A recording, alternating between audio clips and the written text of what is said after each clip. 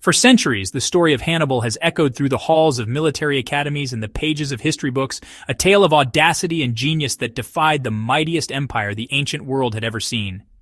But who was this man who became Rome's greatest nightmare? To understand Hannibal, we must journey back to a time when the Mediterranean was a cauldron of ambition, rivalry, and war. A world where Carthage and Rome stood as titans, locked in a struggle for supremacy. Born in the bustling, cosmopolitan city of Carthage, Hannibal was the son of Hamilcar Barca, a renowned general and patriot. From his earliest days, Hannibal was steeped in the traditions of his people, a culture of seafaring traders, fierce warriors, and proud citizens who saw themselves as heirs to a mighty legacy. His father, hardened by years of war against Rome, instilled in young Hannibal a burning hatred for their rival across the sea. According to tradition, as a boy, Hannibal was brought before an altar and made to swear a solemn oath that he would never be a friend to Rome and would fight them for as long as he lived. This vow would shape the course of his life, setting him on a path that would change the fate of nations. And he kept that oath, with a vengeance the world had never seen. As he grew, Hannibal proved himself a prodigy of war, mastering the arts of strategy, leadership, and diplomacy. He was not just a soldier, but a visionary, a man who saw possibilities where others saw only obstacles. His charisma inspired fierce loyalty among his troops, and his cunning left his enemies bewildered and afraid. Hannibal's rise was meteoric, and soon he would be entrusted with the command of Carthage's armies in Spain, a land rich in resources and strategic value. Hannibal wasn't just a soldier, he was a legend in the making. His reputation spread far and wide, and even his enemies spoke of him with a mixture of fear and respect. He was a master of psychological warfare, using surprise, deception, and audacity to outmaneuver his foes. Hannibal's mind was a chessboard, and every move he made was calculated to bring him closer to his ultimate goal, the destruction of Rome's power.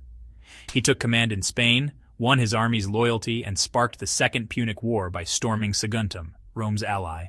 The siege of Saguntum was not just a military operation, it was a declaration of intent. Hannibal knew that by attacking a city under Rome's protection, he was throwing down the gauntlet, daring the Republic to respond. The fall of Saguntum sent shockwaves through the ancient world, and Rome, never one to back down from a challenge, declared war. Thus began one of the most epic conflicts in history, a struggle that would test the limits of endurance, ingenuity, and willpower on both sides. Then came his insane gamble, dragging tens of thousands of men and war elephants right over the frozen Alps. It was a feat so audacious, so seemingly impossible, that even Hannibal's own officers doubted its success. The journey was a nightmare of cold, hunger, and danger. The army faced avalanches, treacherous mountain passes, and hostile tribes. Many perished along the way, and the elephants, symbols of Carthaginian power, struggled to survive the harsh conditions. Yet Hannibal pressed on, driven by his unbreakable will and the knowledge that, if he succeeded, he would strike at the very heart of Rome's power. No one believed it was possible. He did it anyway. Against all odds, Hannibal and his battered army emerged from the Alps into the plains of northern Italy. The Romans, who had expected to fight the Carthaginians in Spain or Africa, were stunned to find their enemy on their own doorstep.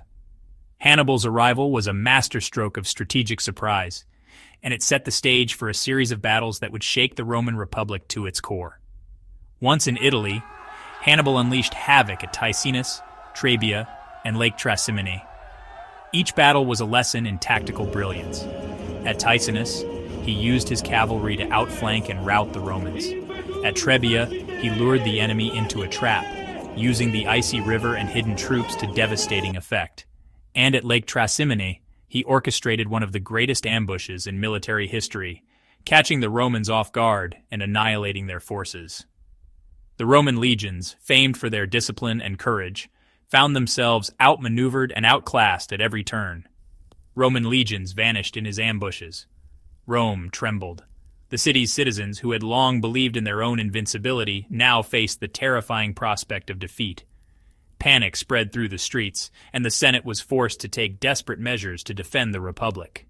Hannibal's name became a byword for terror, and Roman mothers would frighten their children with tales of the Carthaginian general who could appear at any moment. But his masterpiece was yet to come.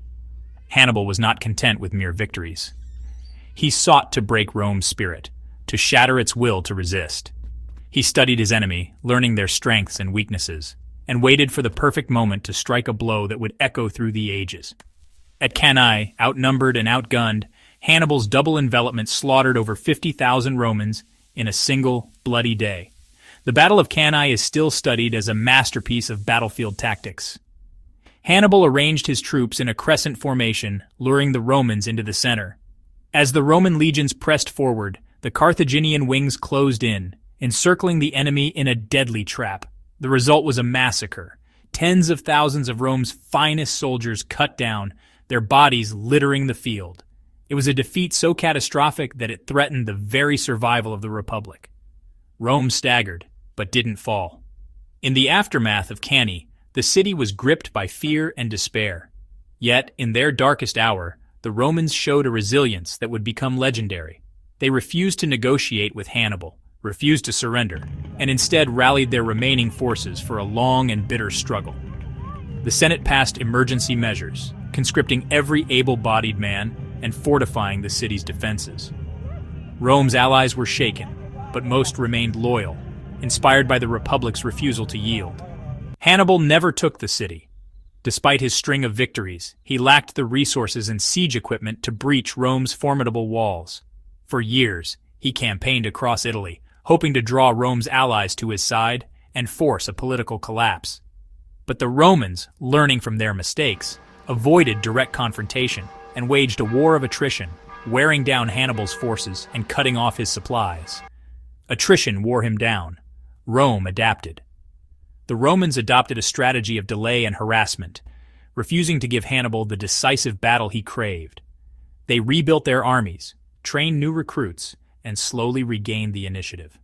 Hannibal's army, far from home and constantly on the move, suffered from shortages of food, equipment, and reinforcements.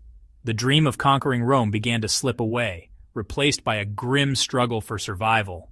Scipio arose, learned from Hannibal, and finally beat him at Zama. Publius Cornelius Scipio, later known as Scipio Africanus, was one of the few Roman commanders who truly understood Hannibal's genius. He studied Hannibal's tactics, adapted them, and used them to turn the tide of the war. In a bold move, Scipio took the fight to North Africa, forcing Hannibal to return home to defend Carthage. At the Battle of Zama, the two great generals faced off in a clash that would decide the fate of the ancient world. Scipio's cavalry outflanked Hannibal's forces, and the Carthaginian army was defeated. The dream of Carthaginian supremacy was shattered, and Rome emerged as the undisputed master of the Mediterranean. Exiled, hunted, defiant till the end, Hannibal chose death on his own terms. After his defeat, Hannibal became a wanderer, pursued by Rome's agents across the Mediterranean. He served as an advisor to foreign kings, always seeking a way to strike back at his old enemy. But as Rome's power grew, his options dwindled. Surrounded and facing capture, Hannibal took his own life, choosing death over the humiliation of falling into Roman hands. His final words, according to legend, were a challenge to Rome. "Let us free Rome from the fear of an old man." "Let us free Rome from the fear of an old man," he said. His genius, still legendary. Hannibal's legacy endures not just in the annals of history, but in the minds of all who study the art of war. His campaigns are a testament to the power of vision, determination, and audacity. He showed the world that even the mightiest empires can be shaken by the courage and brilliance of a single individual. Hannibal's name lives on as a symbol of resistance, ingenuity, and the relentless pursuit of greatness. His tactics? Still taught. Military leaders and strategists continue to study Hannibal's battles, seeking to learn from his successes and his failures. The double envelopment at Cannae remains a model of tactical perfection, and his audacious crossing of the Alps is a lesson in the power of boldness and surprise. Hannibal's story is a reminder that the greatest victories are often won not by brute force, but by the mind, the ability to see what others cannot, to dare what others will not. Hannibal Barca, Rome's nightmare, history's master of war. His life was a saga of ambition, struggle, and defiance, a story that continues to inspire and captivate.